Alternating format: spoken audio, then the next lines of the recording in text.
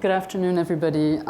We are here to talk about a big part of the world, which is Africa, with 54 states, 1.2 billion people. We have 1 hour to discuss the challenges and the opportunities that exist in Africa. The title of our panel is Africa Breaking Out. And we have fabulous speakers today who have unique experiences on the continent, in different places of the continent, and a long experience of watching Africa and analyzing Africa. My name is Nathalie Nouguered. I work for The Guardian. I'm delighted to be here. It's a privilege to be in Canada, where I spent part of my childhood. I want to introduce, to my right, Karen Landgren, who is the Special Representative of the UN Secretary General in Liberia. Karen, you're based in Monrovia. We have JJ Omojuma, who is the editor of AfricanLiberty.org. He is a blogger, an analyst. He is based in Nigeria, Abuja. And his tweets reach, as his biography says, his tweets reach 1 million people each day, so that's going to make a few of us quite jealous. We have Comfort Iro, who is one of the smartest analysts on Africa that I have had the chance to meet. She's program director for Africa at International Crisis Group, and Comfort, you're based in Nairobi. And we have Christopher Fomunyo, who is the Senior Associate and Regional Director for Central and Western Africa at the National Democratic Institute. Christopher, you are based in Washington, but you travel a lot to Africa, and you have just returned from a regional trip, including CAR, Central African Republic. So we'll be happy to get your impressions on this. The title, Africa Breaking Out, has stimulated the panelists, and I asked them before we came into the room to give us their thoughts on what this expression, Africa breaking out, actually means to them, what resonates from their experience when they read this expression. We have seen pictures of a lot of bad news and worrying news out of Africa, but we all know there are huge changes, and there have been huge changes in Africa over the last decade. Growth is important, over 5% in the last decade. Investments, many countries, outside countries, and investors are looking at Africa. At the same time, we know there are huge security challenges, problems, and I won't list them, but we've seen the pictures of Ebola, and today we have had the news of an attack by the Al-Shabaab insurgents in Kenya, who hijacked a bus with just normal citizens on the bus, and they selected the non-Muslims, and they killed these non-Muslims. 28 people were killed. Looking at all this and reflecting on what you have observed in recent times, what does the expression Africa breaking out mean to you? Karen, I'll start. By the way, we're doing pretty good in gender equality on this panel, so I'm happy. So Karen, what are your thoughts on that? And then I'll go immediately to the room. So while our panelists are giving us their thoughts, please do prepare a few questions. I'll go immediately to the room to try to bring you into the conversation. Well, I've come from the heart of Planet Ebola, so it's impossible to read the title Africa Breaking Out without thinking about the Ebola outbreak, and I'm afraid that will color everything I have to say today. But there is always a risk in the way we look at Africa. It's almost seasonal, that it goes from the bad news story to the good news story. And I guarantee you can line up Economist covers that present one or the other. And it tends to become a very unnuanced, sort of very binary approach to what's going on in Africa, a vastly complex continent. I was in Accra a few weeks ago, and I was told by the Ghanaians that their tourism industry is down because of Ebola. And then I was told that it's down in Kenya, it's down in South Africa, it's down in places that are thousands of miles from the Ebola outbreak. And I thought that was somewhat symbolic of our unnuanced approach. So I think one of the biggest challenges for all of us is to arrive at that consistent strategic engagement with particular countries and regions in Africa and maintain that year after year. And I want to look not only at how we as Africa's external partners, such as the UN, do that, but in particular how Africa's own institutions, the African Union, ECOWAS in the case of West Africa, and the Mano River Union themselves are challenged to bring that consistent engagement to African countries that is very necessary, including in situations such as the Ebola outbreak. So the Ebola challenge, JJ, what are your thoughts on what Africa breaking out means? Before I talk about Africa breaking out, let me give a news update. So it's been 222 days since some Nigerian teenage girls were abducted by terrorists. 222 days of the Nigerian government still mopping in the dark, not knowing exactly what to do, who to blame. I mean, they blamed everyone else apart from themselves. So you can keep that news on your mind and just imagine what these girls could be going through. So Africa breaking out. First of all, Africa often comes across as a paradox. So some 10 years ago, 14 years ago, you're looking at Africa and people saying, it seems nothing can ever work on this continent, keeps going down, keeps disappointing. So the Africa Rising, Africa Breaking Out conversation looks like to balance the account. So this time around, let's make them feel good. So Africa is rising. I would not deny that things are working positively on the continent. I like to see Africa as a plane that has taken flight, which is a good thing, no accident, it's moving cool. But that plane took off without majority of the people. So when you have majority of the people still on the ground that have to be on this plane of development, some of them are going to be very, very angry and they like to take the plane down. That's why you have Al-Shabaab. That's why you have Boko Haram.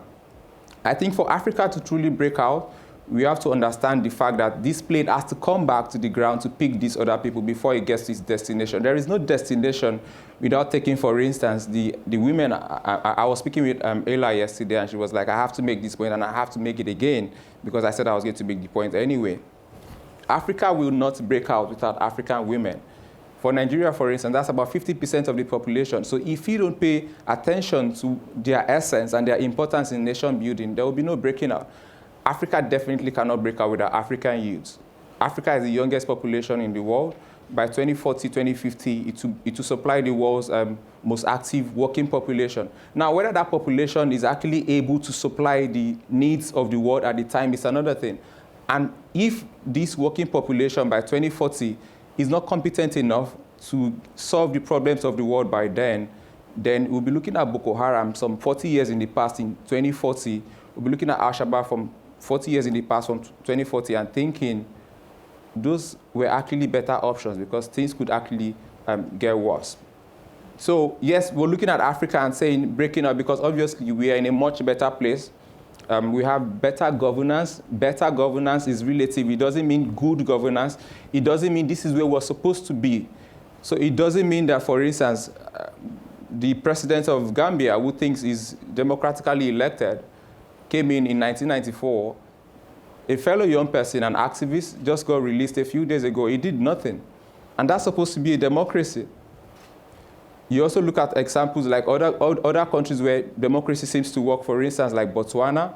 You look at the issue of Rwanda, everything is working well, but underneath, you don't know whether the role of the president when they had this genocide and all these other things. So it's a paradox. It depends on what you're looking at. When you look at the numbers, they scream the truth at you, but the truth you want to see about Africa depends on what you're paying attention to.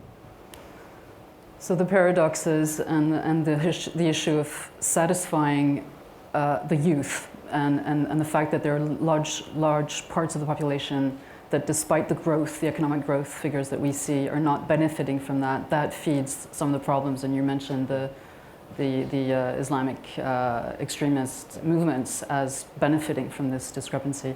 Comfort, what is your definition of breaking out when you think about Africa? Thanks, Natalie. But before I answer your question, I want to acknowledge two people who were part of my breaking out professionally onto the continent. Joe Hall, the Vice President, and Tom Perriello. And in fact, I don't know if you remember, Tom, but you arrived, I think, on the day of 9/11, and he was escaping from the tragedy of what happened in the US to Africa, which supposedly was a danger zone. So I think we provided him a safe haven in Africa at least. But I have to say I looked with curiosity at the title, Breaking Out, because I was getting familiar with the other title, Africa Rising, and I was like, oh, this is a very different label. And my first question was, well, what does it mean?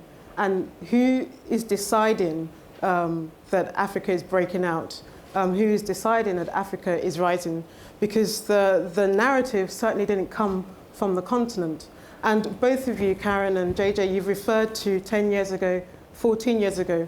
Well, my profession started probably around the time when The Economist used the unfortunate title, The Dark Continent or The Hopeless Continent. And I suspect that those who now talk about Africa Rising or Africa Breaking Out or the New Africa, probably in reference to that, are probably saying to themselves that the Africa that was hopeless 14 years ago is probably coming of age and we can take it more seriously. At least I think that's where those who are trying to overcome that label are coming from. It's also another interesting economic narrative, because in the 19th century, Africa was the new frontier for resources. Today, the 21st century, it is the last frontier for raw resources, minerals, and if you see China coming into Africa. And in fact, my own sense is that the whole narrative of Africa breaking out, Africa rising, sort of accompanies China's re-emergence onto the African continent. And with that, the BRIC countries, South Africa being the champion of Africa rising, Africa breaking, India, Brazil, part of that narrative. But we'll have a more extensive conversation, but one thing I would want to do is to counter that narrative and actually say that there are multiple narratives now emerging on the continent. You started to talk about some of it, JJ, and my counter narrative is that while it's true that Africa is rising, number one, how we measure that rising, which countries are we talking about? The country is uneven, the continent is uneven, it's not a country. Number two also is that I think in the context of rising, there are a number of multiple challenges, narratives, and I mentioned 4 isms that have already been talked about in this conference. Authoritarianism, sectarianism, fundamentalism.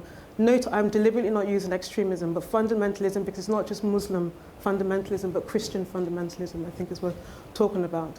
And also you talked about Ebola as well, as a new challenge. But I raised this also, and one more point, Natalie, before I turn over to Chris, is that I have to say I'm struck by the disconnect of Africa generally in the conversation in the last 2 days, because in a sense the continent is a microcosm of much of what you've all discussed about in the last 2 days. The Horn of Africa, for example, sits between the Gulf, the Middle East, and has been a recipient but an exporter of much of the terrorism that you're talking about. And the Sahel is part of that story as well, a recipient but also an exporter. The fighter in Mali today can become your fighter in Syria, and that's certainly true in the case of Somalia and Afghan, but I'll stop there.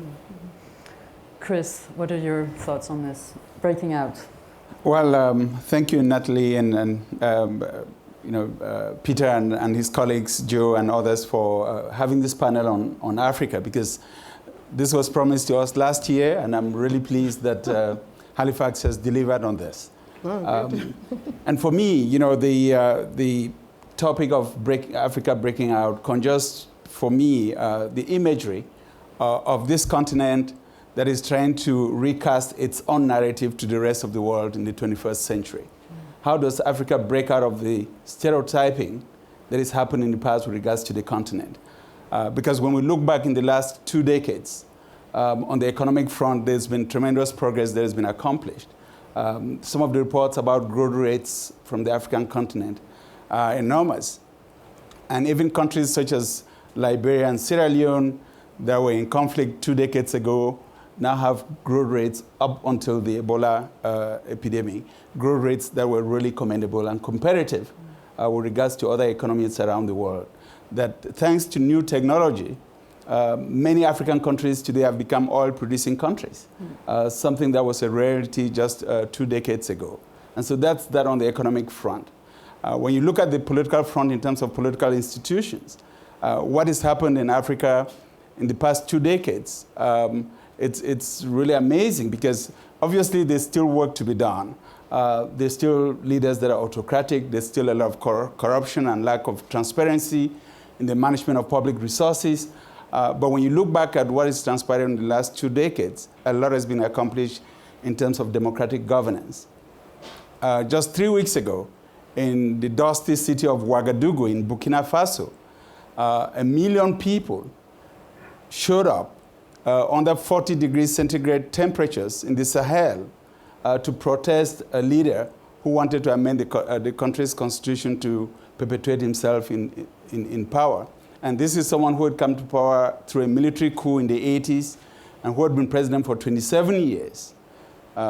This was Blaise Compaoré. Blaise Compaoré, and this was happening at a time when there were a couple of articles out saying Africans were not really interested in democratic governance. Some people even said Africans just want food, they're not interested in democracy. And for something like this to happen in Burkina Faso, was unimaginable just a decade or 2 decades ago.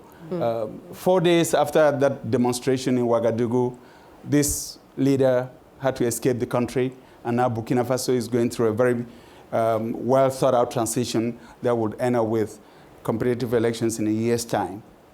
You look at the transformation that's happened within the African Union, and many of us remember the days of the Organization of African Unity that looked very much like a club of leaders looking out for each other, to what is happening today at the continental level with the Organization of African Unity that has adopted a charter on democracy, elections, and governance that is as progressive a document as you will find in any liberal democracy. So there's been tremendous progress even on the democratic governance front, even though we will have to admit there's still a lot of work to be done.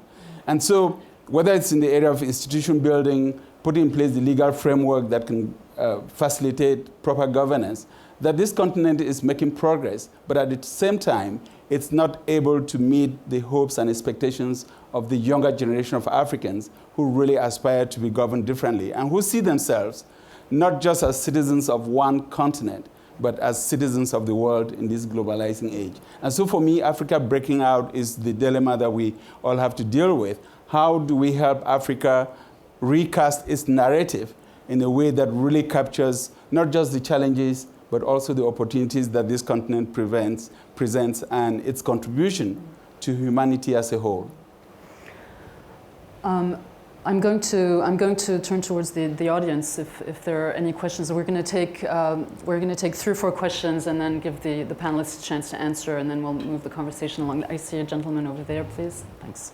Please, could you introduce yourself and be brief? Good afternoon. Peter Fahm, Director of the Africa Center at the Atlantic Council in Washington. And I'd like to congratulate the organizers of the forum for including a strategic discussion of Africa within the context of a strategic look at the world. And I echo Karen's comments about the need for consistent engagement over the long term in Africa. But one of the problems of the international community's engagement with Africa on strategic issues, whether they be economic, political, or security, has been the lamentable tendency to always look for the quick solution and to run out the door as quickly as possible. We see that in Somalia, where we are on the 16th transitional government imposed by the international community in 22 years. And the definition of insanity being repeating the same thing over and over and thinking you'll get a different result. Central African Republic, where Chris was at, we put in a transitional government last year.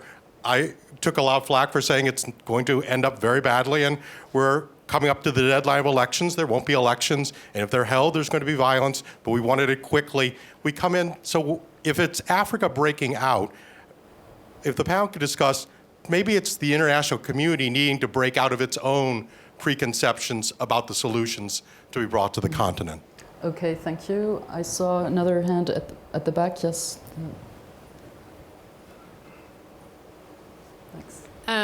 Chris, you mentioned the need to recast. Could you briefly introduce yourself, please? Oh, sorry. Mary Fitzgerald, I'm a journalist and analyst based in Libya. Chris, you talked about the need to recast narratives on Africa. I think we could start maybe with the video that opened this session, which is an extraordinary parade of various stereotypical images of the continent. I was, as a reporter, was reported from more than 25 countries in sub-Saharan Africa. I was astonished that the session opened with a video like that. I'm also struck by the fact that this is one of the most poorly attended sessions, plenary sessions so far during the forum, which is also quite striking. But my questions to the panel, number one, back in 2012, there was a lot of talk in sub-Saharan Africa about how Africa may experience its own equivalent of the so-called Arab Spring. A lot of similar factors, the youth bulge, a more interconnected, more educated, urbanized generation. Would sub-Saharan Africa see something similar? So I would put that question to the panel. Will we see something like that happen in Africa? Also, I'm interested in hearing your thoughts about China's engagement with Africa and how that is feeding into the new narrative on Africa. I'm struck when I go to Brussels and attend seminars on development strategy in Brussels, the anxieties within Europe about China's rising influence in Africa and whether that is to the detriment of European influence in the continent. Thank you. Okay, thank you. It's pretty big questions there. Okay, let's take one here, and I'll go to you in the back in a minute. Thanks. One challenge, one opportunity. I'm Dan Rundy. I'm at CSIS.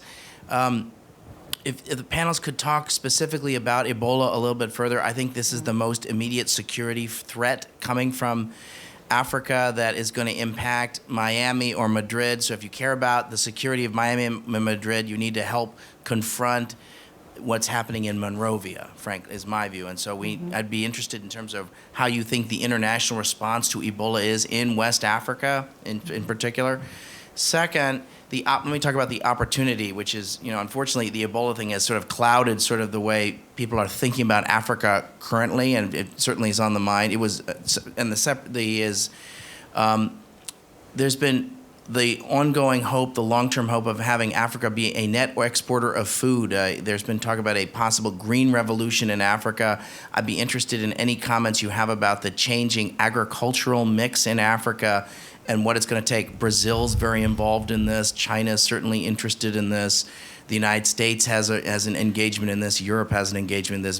Broad number of multinational companies have an engagement in this. So Ebola as a short-term threat, and agriculture and agribusiness and food security more broadly as an opportunity. Okay, great. The questions are piling up. We'll take one more just at the back, and then we'll go to the panelists. Thanks. Thank you. Isabelle Lasserre from the French daily newspaper Le Figaro. A very short question to the panel. How strong do you think is the threat of a connection between the local groups like Boko Haram with ISIS in Iraq and Syria? Okay, so we've got a lot to talk about here. Who would like to? I mean, if we start with the first question, which was about the phenomenon of quick fix solutions and the international community not having the sustainability to apparently focus enough and stay with it and find solutions that are durable. Who would like to go to that one? Let me take that, because I just came back from the Central African Republic. I was in Bangui last week, in fact, and Peter is right. I was very struck by the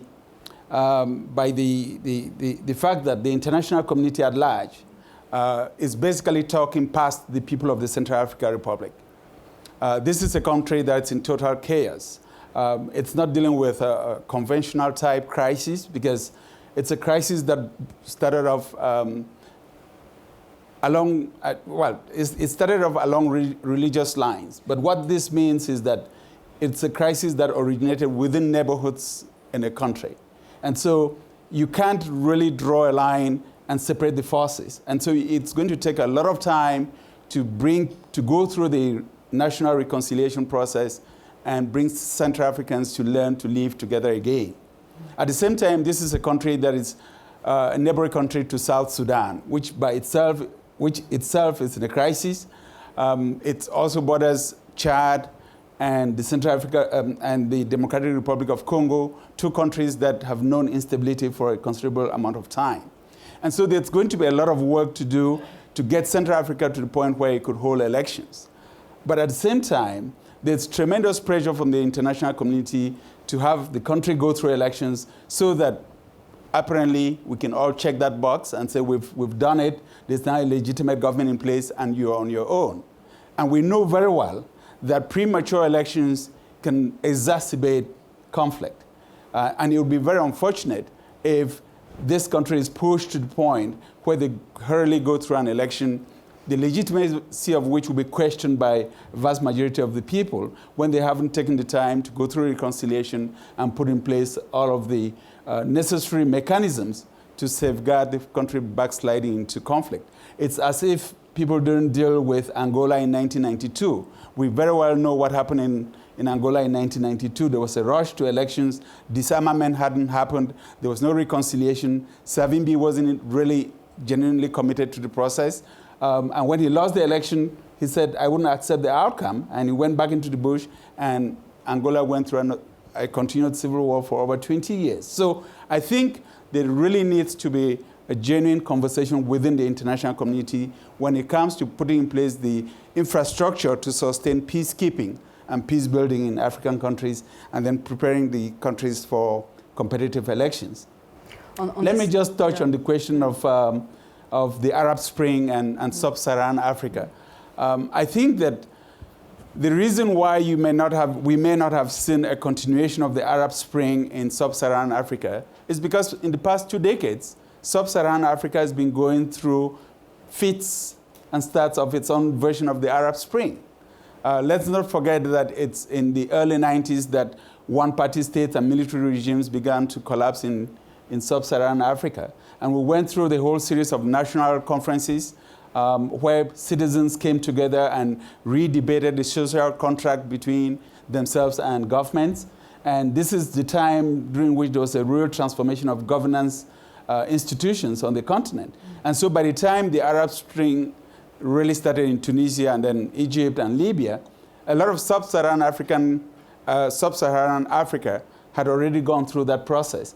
Now, with what is just happening in Burkina Faso, it's a different kind of conversation. Because what happened in Burkina Faso was very targeted in terms of citizens saying to their leaders, it is no longer okay to change the constitutions of your country to perpetuate yourself in power. That was a very targeted response from the population of Burkina Faso. And it so happens that on the continent, we still have 5 or 6 leaders who have been in power for over 2 decades, and many of whom were contemplating amending the constitutions of their countries to perpetuate themselves in power. So I would say that in the next 6 months to 1 year, and especially as we have 15 to 16 African countries coming up with very competitive national elections in 2015 and 2016, that leaders that would attempt to amend the constitutions of their countries to perpetuate themselves in power may very likely face the same fate as Blaise Compaoré just faced in Burkina Faso. I want to go to JJ on this question of the Arab Spring African version, which I think is a fascinating question, and it also touches upon the question of new technologies and new ways of communicating. And JJ, you're in the middle of all that. So is the combination of new technologies and frustrations with leaders who are out welcoming their stay, is that a chemistry that will lead to more popular uprising? First of all, let me say that there will never be a sub-Saharan African spring, because obviously you never have a spring in Nigeria. We have wet and dry season. You probably get Harmattan. The same thing for Ghana. Maybe South Africa would get a spring. So so we need to see it in the reality of the fact that sub-Saharan Africa is distinctly different from the other part of Africa, the North African region. For instance, in Ghana, Muslims are a minority. Christians are the majority. In Ethiopia, it's about 1/3 for Muslims. It's about Ethiopian Christians, about 40% of the population. In Nigeria, the statistics say 50-50. Of course, you have to make it 50-50 because if you say one is more than the other, then you start in trouble. That's for Nigeria. So the realities are different. When you talk about even the languages we speak, Nigeria is a continent. There are some 350 languages and ethnic groups in Nigeria. So if we decide, for instance, by the way, Nigeria has one of the most incompetent presidents around. So if I, and he's not from my part of the country. So for saying this, for instance, somebody from his part of the country already thinks, oh, he's saying that because he's Ijo and I'm Yoruba. So if you now decide that let's take this guy out, he's not doing the right thing, they're going to tell you, Obasanjo is from my part of the country. Obasanjo used to be president. Somebody's going to remind you that Obasanjo was president. He was just as bad. You never brought this idea of us taking him out. And I'm sure that's the same dynamic around ethnicity shaping the conversation. But like he mentioned, Burkina Faso shifted it. By the way, when they stepped out in Burkina Faso to protest, they did not step out for the president to step out.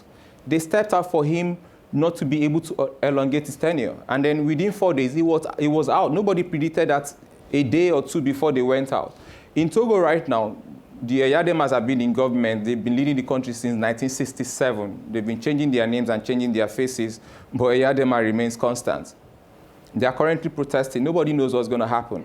I'm thinking, for instance, that Gambia has had enough of Jammeh, and somehow, some way, because the Gambians in exile are able to connect with other Africans. The conversation with Gambia, when Seyti was arrested about 2 weeks ago, in the past, that would have started and ended within the confines of Gambia. Most of those who made the noise for his release are non-Gambians, are activists from Nigeria, from Uganda, from South Africa, from other parts of the continent. Now, everybody can see Jammeh for who he is. When the Nigerian girls were abducted, the Nigerian government did not respond. Okay, they responded. They said no girls were abducted. They did not respond critically until after 18 days. Then some 46 days after, the president got a report that said, oh, really and truly, these girls were abducted. 46 days after the abduction. Guess what? The uproar about the non-activeness of the Nigerian government came mostly from outside of Nigeria, with hashtags, people tweeting from all over the world. Of course, Nigerians were the ones going out to physically protest. But by the way, there were also protests in Washington, in Montreal, all over the place. So even though we won't come out the way it happened, in a cascading event, Tunisia, Egypt, Libya, all of those things, there are possibilities. If you pay attention to South Africa, anything could happen at any time, because when you look at inequality, an average white person earning 6 times more than an average black person, these are questions that would raise issues going forward. And with the ability for people to actually connect with every part of the world with just a tweet, with just a Facebook post, with just a viral blog post, with just a viral YouTube post, you could see Jammeh out of government in the next 2 days. You could see a supposedly elected president out of government because okay, let me give a final example with respect to Nigeria. So we're supposed to be a democracy, and we're supposed to have a presidency, the executive. We're supposed to have the legislative led by the National Assembly, the Senate President, and the Speaker of the House of Representatives. Then we have the judiciary.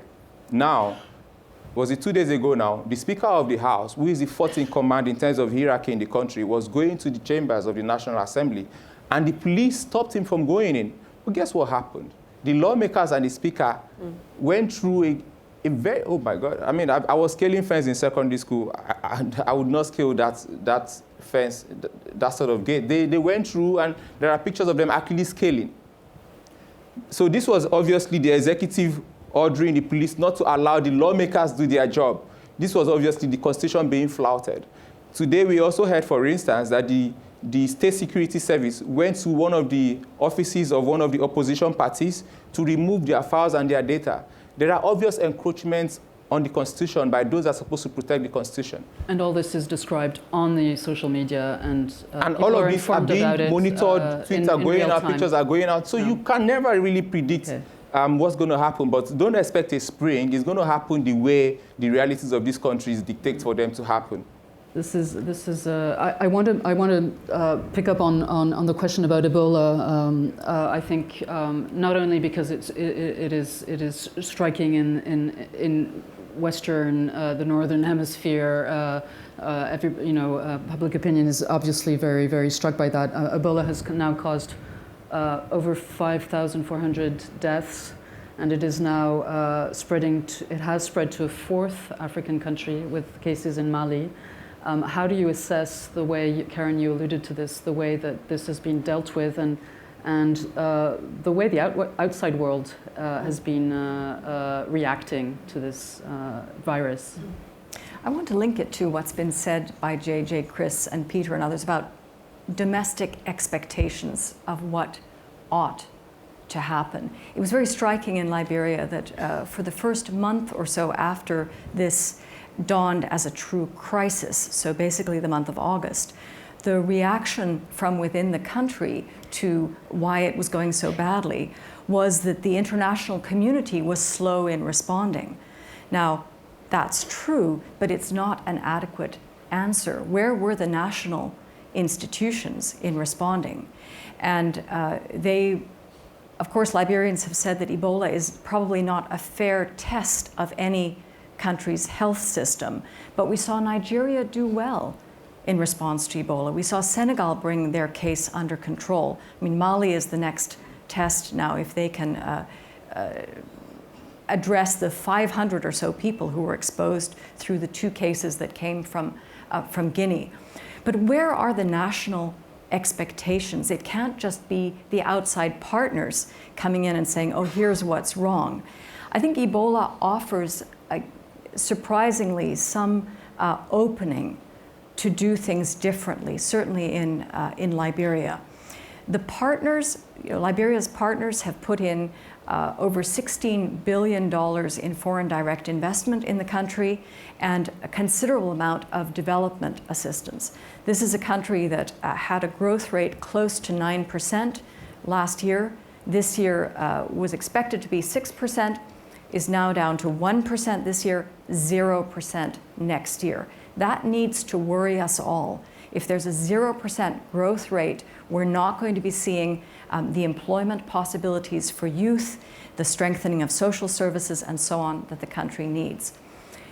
I hope that there will be stronger national demand coming out of Ebola in Liberia, because Ebola has exposed so many of the factors that have helped keep Liberia fragile.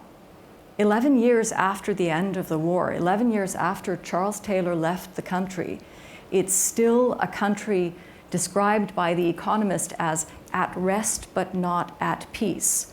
How long are we expected to keep a UN peacekeeping operation in that country at a cost of $500 million a year? How long do we wait for Liberia to have its own institutions that are up to the task of maintaining stability? The country isn't there yet. But what we're seeing with Ebola is these realities exposed. I would say that we as Western partners have been a bit too happy with the good news story of Liberia. It has been a good news story in many ways, but maybe we've been too quick to paper over the extraordinary social exclusion that is the reality of Liberia, the very weak social services that people have had to put up with despite significant investment, the lack of reconciliation after the war, the lack of a real sense of nationhood, and the weak governance. Now, the challenge is it's notoriously difficult for outsiders to step in and create improved governance. I think we've seen that the old models, the old kind of carrot and stick models, conditionality, have not worked well. So unless the demand is there from within the country, it's not going to happen. Expectations within Liberia of their own politicians are extremely low. We're starting to see a change with Ebola. We've seen protests outside the capital at services that weren't being delivered, at suspicion of money being diverted. Protests, and this became a security risk, at bodies not being collected from the streets or from houses. I would say guardedly, this is potentially a positive thing, and you will understand why I want to be guarded about it, because there was a real sense of a deteriorating security situation in the month of August. But it is not something that the external partners can do to come in and help create a stronger sense of nationhood. And that's one of the factors that continues to keep Liberia weak. Mm-hmm. So questions raised about literally the domestic and internal governance of Liberia raised by the outfall of the outbreak of right. Ebola. There is a potential silver lining here if we support it in the correct way. Mm. Any other? There's China. There was a question on China. Well, yeah, I'll come just to the on Ebola comfort. I'll come to the question on China, but just to let me be the country voice on the panel. I would say that what Ebola exposed as well, Karen, was, and to go back to Peter's own point, I think it exposed the nature of international assistance as well, but also local assistance as well. And you're right that Liberia has tended to be put on a pedestal as a success story. I think it's also a country where for the first time we probably see that the president has been given the longest honeymoon period ever by the international community as well to do and not to be serious about reform. But I think it raises a number of questions. If you look at the countries that are affected by Ebola today, particularly Sierra Leone and Liberia, what is the common feature between these two countries? The assistance has been generally focused on security, i.e. the security sector reform, very short-term militaristic focus on police, and because that was the key to stabilizing the country, not to build in peace in the country, but to stabilizing the country. And I think this is what Ebola has exposed, that rebuilding a country is not just about building the military and the police, and we don't even do that well. Rebuilding the country requires you to look at the social contract of a country, the bit that the international community can't do well, because it requires intimate, long-term engagement that doesn't allow you to check boxes, as you were saying, Peter. If you look at the situation of West Africa, the West Africa that we entered in 14 years ago, it's almost been flipped over on the other side. It's a period of regression. If you look now at Guinea as well, the situation there, it's almost a complete reversal of what the country was like a few years ago. Again, because assistance was very much militarized. Assistance was very much about the security sector and not about the rest of the compact that's necessary to build a country. And I think this is the one. I mean, I've been struck again by the nature of the discussion over the last 2 days. In fact, what Ebola has done is to expose the nature of international governance as we understand it, because it's been very focused on very quick deliverables that allows us to say that we've done something, but yet we haven't really altered the dynamics of the country. We haven't really altered that social contract. Yes, admittedly, it needs to be done internally, and you're right. But I think also the international community, when it says it's going to restructure a country, should lower the expectations, because there's a limit to what it can do, and I think Ebola has exposed that quite well. I also just want to, on the Arab Spring issue. Well, I think, as you said, Chris, I think there's a lot that the North African countries can learn from the rest of sub-Saharan Africa. And also worth noting that there are 3 countries that were supposedly part of the Arab Spring: Libya, Syria, and Egypt. And we've seen the fate of these 3 countries. And if we're not careful, Burkina Faso's so-called Black Spring could go horribly wrong. So I get cautious about all these rush to label things very quickly. I would resist any rational assumption that what happened in Burkina will have a domino effect everywhere else, because the context is remarkably different. For example, in somewhere like the Democratic Republic of Congo, or Burundi, where we also have real tests of term limits. So I would guard against the assumption that because it happened in Burkina, it will happen elsewhere. And we've been waiting for this to happen in Burkina. It didn't come as a surprise. For those who've been watching Burkina very closely. Although I have to say, he's been in power for 27 years, and within a few days, we're able to get rid of him. But I would just guard caution about what Burkina represents throughout the continent. Okay. I think we'll go to the China question, but I wanted to pick up on the Boko Haram question and go and spend just take a few minutes, because we're actually 10 minutes away from the end of the session. This is terrifying. So I wanted to pick up on the Boko Haram and the whole issue of dealing with these Islamist insurgencies throughout the continent in this arc that is spreading, you know, from the Horn of Africa to the west of Africa through Sahel, and this, of course, focuses a lot of energy from the Western powers. Europe is extremely worried about how these phenomenons can impact on Europe. And you were saying, Comfort, and you were pointing to this as well, JJ, that the essential focus has been on the security angle.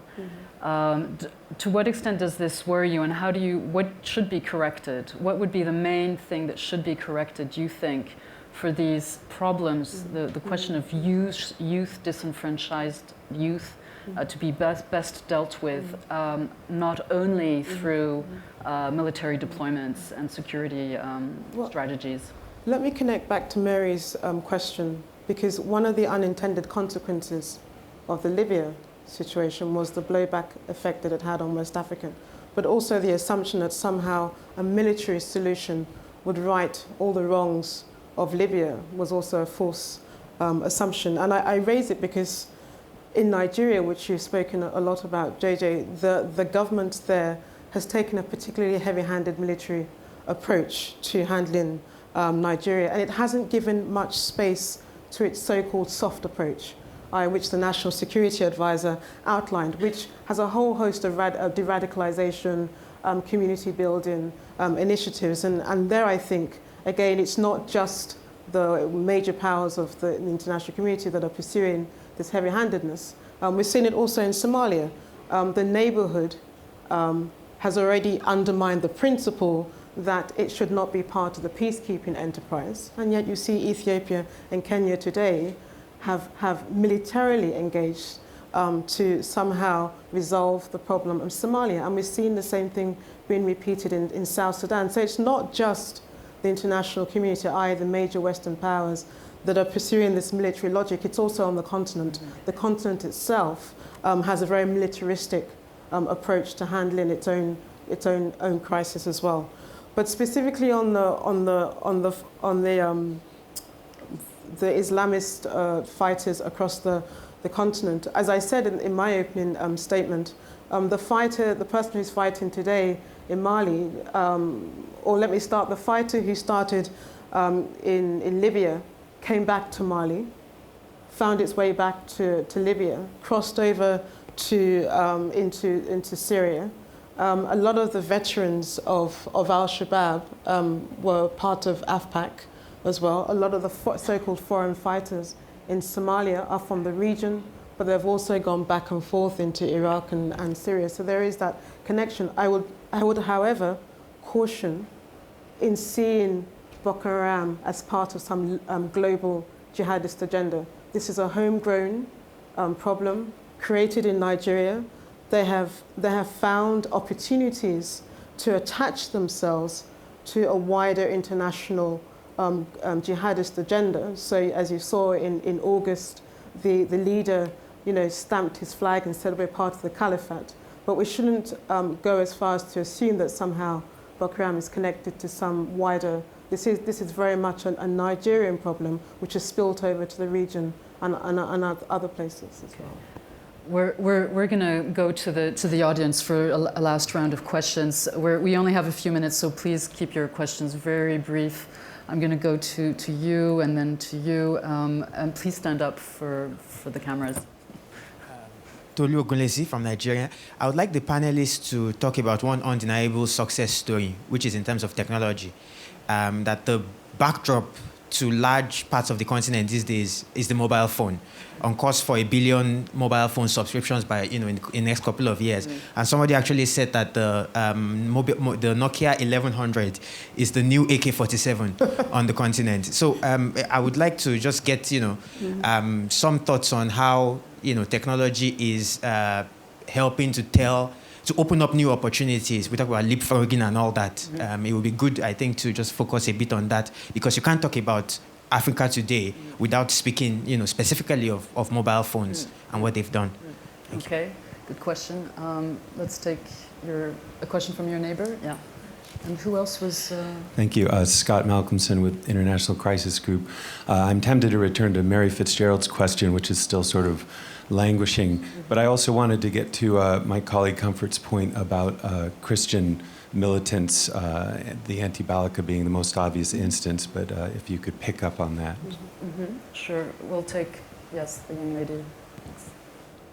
Hi, Daya Olopade. I'm a journalist and an attorney. I wrote a book called The Bright Continent, which is not Pollyannish, but I think a sophisticated look at some of these issues.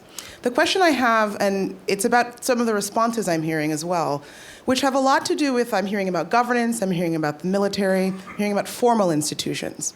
So to the extent that there might be something we could call a formality bias, right, where so much of the economic activity is in the informal sector, where there's so much mistrust of governments, where there have been countless instances of African governments failing the people, how do your organizations or the work that you do account for this instinct to work with governments only or militaries only and address perhaps some of these design issues in development around where people are? Okay, I'm gonna stop the questions there, because otherwise we won't have time to answer them. So please forgive me for not giving you more microphones. I'm sure the panelists will be maybe available a few minutes after the session. But who would like to Let me speak about mobile phone. The Nigerian government has done a great job connecting farmers through mobile phones. Some 11 million farmers through their mobile phones. So in the past, it used to be that they would have to go through middlemen to access opportunities from the government. Now they actually right now access these things directly, loans, extension services, and it's actually having a massive effect in the sector. And then when you go to Kenya, young people are doing extraordinary things with mobile phones. There are actually phone chargers that are actually powered by just you walking, and then you're charging your phone. So I needed to make that point. And then also say that in 1998, there were about 112 million Nigerians and 400,000 mobile phones. Today, there are over 100 million mobile phones in Nigeria, and there are 160 million Nigerians. And what we'll do with mobile phones in Nigeria is just extraordinary. I'd like to pick up on the Boko Haram question and just make a few comments to say that it's true, Boko Haram, it's a truly Nigerian phenomenon, but it's a phenomenon that has tremendous consequences for the sub-region and for the continent. Because I don't think Boko Haram is going to stop if they overrun just 3 states in Nigeria. They obviously have intentions to go further than that.